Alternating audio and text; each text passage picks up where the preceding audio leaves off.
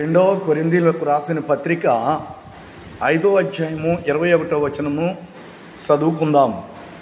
ఎందుకనగా మనము ఆయనందు దేవుని నీతి అగునట్లుగా పాపమెరుగని ఆయనను దేవుడు పాపముగా చేసెను. మన కొరకు పాపమెరుగని ఆయనను పాపముగా చేసెను. ఈ వాక్యములో చాలా గొప్ప అర్థం కనబడుతుంది కదా. మనము దేవుని నీతి, ఎందుకనగా మనము దేవుని నీతి అగునట్లు, సృష్టికర్త అయిన దేవుడు, మనము నీతి తప్పిపోయాము, పాపులమయమైపోయాము, మార్గము తప్పాము, చీకటిమయమైపోయాము, అంధకార సంబంధమైనటువంటి బంధకాలలో మనం ఉన్నాము, పాపములో కొట్టుమిట్టలాడిపోతున్నాం. కాబట్టి మనలో నీతి లేదు. మనకి నీతి రావాలని, మనకి పరిశుద్ధత కావాలని, మనము బ్రతకాలని, దేవుని రాజ్యముగా మనము కావాలని సృష్టికర్త అయిన దేవుడు ఒక ప్రణాళిక చేశాడు. ఏంటి అంటే మనము ఆయన యందు, ఆయన అంటే ఎవరు? ఆయన ప్రియకుమారుడైన యేసుక్రీస్తు వారు.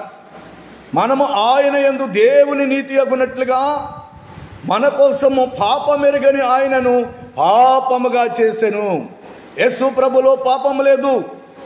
దేవుడంటే పరిశుద్ధుడైన దేవుడు తన కుమారుడైన యేసుక్రీస్తు వారిని దేవుడే, తండ్రే పాపముగా చేశాడంట. ఎక్కడ చేశాడు? మానవ లోకానికి ప్రభువారి యొక్క ఆత్మ రావటానికి ఒక కన్యకను దేవుడు ఎన్నుకున్నాడు. మరియమ్మ తల్లి, ఆమె మానవ మాతృరాలు. మానవులందరిలో కూడా పాపం ఉంది, మనుషులలో పాపం ఉంది. ఈ పాప శరీరాకారమైనటువంటి ఆమెలోనికి ప్రతి మనిషికి పాప శరీరం ఉంది కదా, ఆదాము నుండి ఉంది కదా. ఆ పాప శరీరాకారంలోనికి ఈ దేవుని యొక్క ఆత్మ, అంటే తన కుమారుడైన యేసుక్రీస్తు వారి యొక్క ఆత్మను ఆయనను ఆమె గర్భములోనికి పంపించాడు. ఆమె గర్భములోనే పాపముగా చేశాడంట. మనుషులము మనం పాపమే కదా, పాపులమే కదా. మనలో నుండి ఆయన వచ్చాడు, మనిషి కుమారుడు. ఎందుకలా రావాల్సి వచ్చింది? తండ్రి అయిన దేవుడు ఎందుకలా చేయవలసి వచ్చింది? పాపమెరుగని ఆయనను మన కోసం పాపముగా చేశాను. కొన్నిసార్లు మనం కుమ్మరుల దగ్గరికి వెళ్తుంటాం, కంసాల వాళ్ళ దగ్గరికి వెళ్తుంటాం. మనకి నా కోసం మీరు ఈ వస్తువు చెయ్యండి, ఈ మోడల్ చెయ్యండి అంటూ ఉంటాం.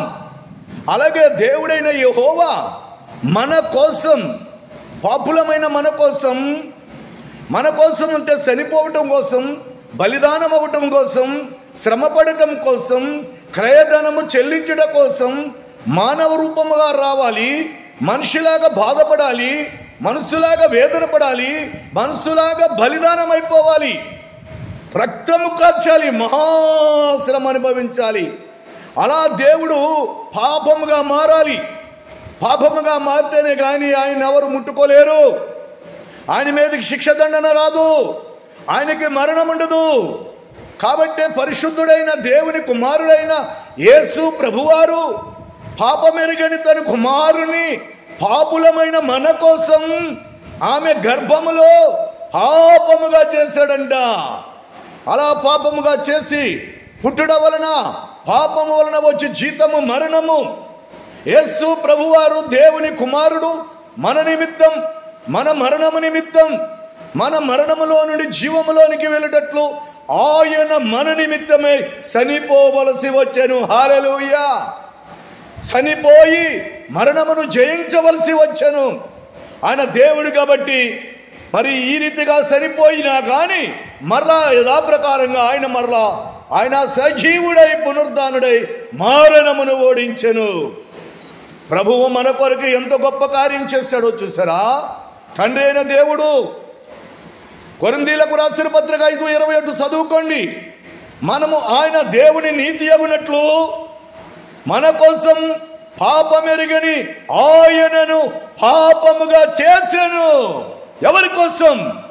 మన కోసమే, మనందరి కోసమే. ఆయనలో పరిశుద్ధత ఉన్నది, ఆయనలో పాపము లేదు. ఆయన పాప శరీరాకారముగా పుట్టవలసి వచ్చింది. అందుకని ఆ శరీరంలోనికి వెళ్ళి పాప శరీర సంబంధమైన ఆకారంతో పుట్టి రక్తము, శరీరము, మాంసం రక్తానికి రక్తం ఇవ్వాలి, ప్రాణానికి ప్రాణం ఇవ్వాలి, శరీరానికి శరీరమును ఏం చేయాలి? క్రయధనముగా చెల్లించి మనందరికీ విడుదల చేయాలి. ప్రభువారి యొక్క అద్భుతమైన కార్యము ఎంత గొప్పదో చూడండి. ఆమేన్.